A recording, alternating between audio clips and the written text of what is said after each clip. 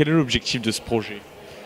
L'idée de la ministre qui nous a demandé de le développer dans 200 lieux en France, et là ça marche très très fort, on est à Metz, à Lille, à Nice, demain on inaugure Saint-Raphaël, mais on est aussi à Pékin, à Ankara, à Lima au Pérou, à Rangoon en Birmanie, enfin le truc est en train de prendre une dimension qui nous échappe un peu d'ailleurs, et c'est vraiment de créer un réseau où des artistes vont aussi pouvoir présenter leurs œuvres, se déplacer, où le musée le Centre Pompidou, par exemple, peut venir un jour ici à Bastia avec un Picasso, ici, à Una Volta.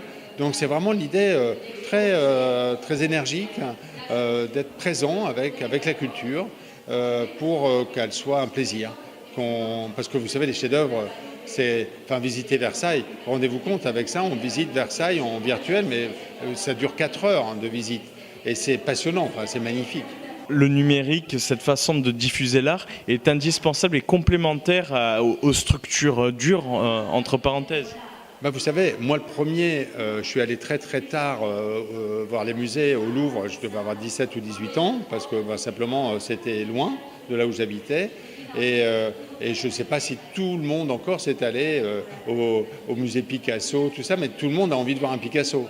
Et donc c'est quelque chose d'aussi simple que ça. Et le numérique aujourd'hui nous permet d'avoir des reproductions des œuvres, mais magnifiques.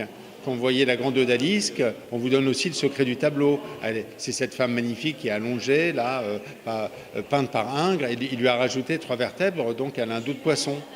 Et ça, vous le voyez là. Et si vous allez au Louvre, vous allez voir le tableau, mais vous n'allez pas comprendre ça. Donc on donne beaucoup de secrets aussi sur les tableaux. Donc c'est pas là, on voit pas l'œuvre d'art. Vous voyez, c'est pas la reproduction de l'œuvre. C'est vraiment tourné autour de l'œuvre et vous donner une envie absolue d'y aller, d'aller la voir en vrai. Qu'est-ce que ça représente pour un centre culturel, ce type de projet? Ça représente à peu près une année de travail, beaucoup de partenariats noués et de dossiers montés, je dirais. Et puis ça représente aussi une très très belle opportunité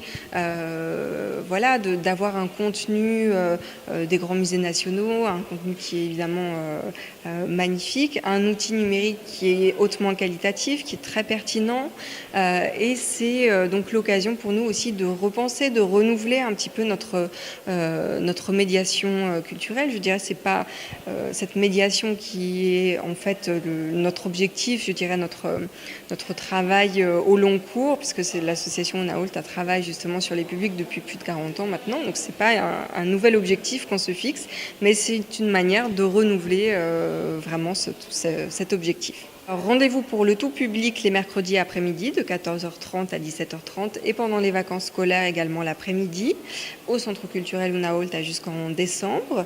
Et ensuite, nous communiquerons les prochaines dates justement au Centre culturel L'Albor, mais vraisemblablement ce sera pendant les vacances de la Noël.